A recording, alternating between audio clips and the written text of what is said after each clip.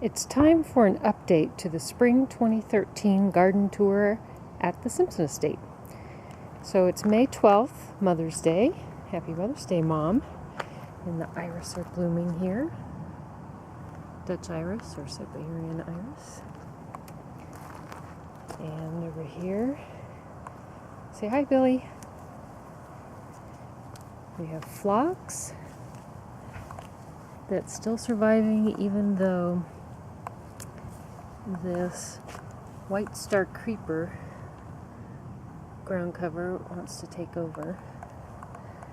And we've got rhododendrons blooming, and my rosemary is blooming. And over in the corner, I have a new shrub. I haven't planted it yet. It's called Ceanothus, and it's blooming. Bees love it. So it'll get pretty big someday. I also have two Mexican oranges that with the white flowers blooming. There's one, and then over here is the other. And another rhododendron that's not blooming yet. And then going into the backyard, the fruit trees are all done blooming. Now hopefully they're making fruits. All green now. In the red bed, there's a few things coming up. It's still not fully. And look, my allium is blooming. I haven't had a whole lot of luck with allium, so I'm so happy to see it blooming. I put some geraniums in here yesterday, and that on that black spot is where a tomato will go when it's warm enough. I also have vegetables in my red bed. Lettuce and spinach, and then I put some Brussels sprouts in, and over here some more geranium, along with all the crocosmia that'll bloom in July, and the other red flowers that will bloom in July. My Lewis Prairie flower is blooming today. That's a new development as of today. David gave me those seeds. There's lilies that will have red flowers, but they're not blooming yet. And now we'll go into the backyard, into the shade garden, where the sword ferns are almost done unfurling. All new branches since I cut everything off about a month ago. And this little thing with purple leaves is growing. I think this is a shamrock, maybe? Little ground cover, it's coming in. And now the Mexican orange back here is in full bloom.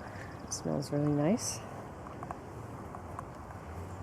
And also in full bloom is this saxifrage here on the corner. Has tiny white flowers on stems. Also behind here is my Jacob's ladder, which is getting a little bit crowded out. I don't know if he'll bloom. And then over here, this other saxifrage is blooming. And then we have my inside out flower, which I tore back a lot of because it was taken over too much, but it's blooming now, and it is really sweet. You can see the little flower there. The flower's inside out.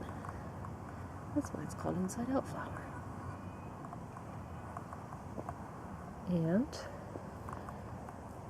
here's the purus bush we saw a month ago that had pink leaves because they were new. Now they're light green, and then they'll eventually be dark green.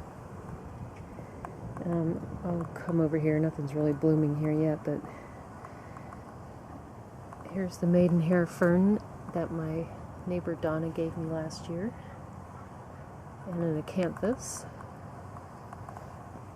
and there's a volunteer foxglove there, and then these guys are, I think, campanula bluebells. Those were here when I got here. I didn't put them there. And then coming back over here, you can actually see my deer fern that are struggling because the inside out flowers are trying to push them out. There's 3 of them. This one here is the healthiest of them. Deer fern are native and really nice, so I would like the inside out flower to let them grow. And again, this other saxifrage that's blooming now. Not a lot of blooms on that this year. Here's the Irish moss that is too happy here, and it's kind of too big. I've already cut it back a whole bunch. I'm going to remove it, put it somewhere else, and I'm going to plant this guy, Linaria or something, which is more of a delicate ground cover, and he won't try to cover froggy like the Irish moss did. My Jack in the Pulpit doesn't seem very happy, but there it is. And then I have this other Jack in the Pulpit that I bought last year that's coming up like gangbusters, just starting. It's different. It's really long and skinny. Now my purple columbine are blooming. There's one.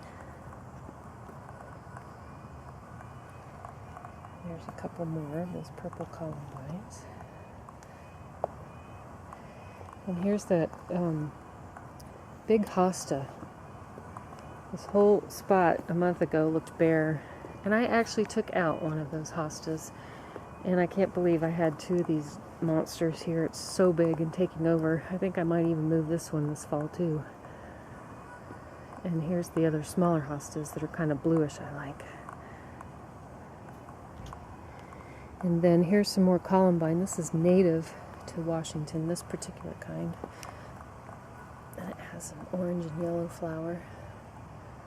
And the hummingbirds like those too. Right, Billy? And my shooting star is blooming, but it's all bent over. I don't think it liked the watering that I gave it. Very cute flower, though. Had to water my garden in May. Here's an annual begonia I put in here.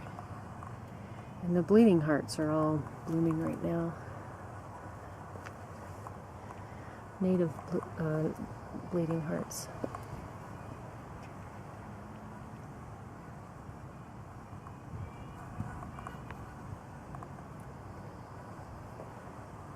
So that is most of what's blooming right now. Oh yeah, except for the lily of the valley are blooming as well over here. And I also put some Corsican mint in between some of these pavers here, so hopefully they will fill in all these spaces and spread. And we'll end once again on the lily of the valley, which is the flower of May. Right, Billy?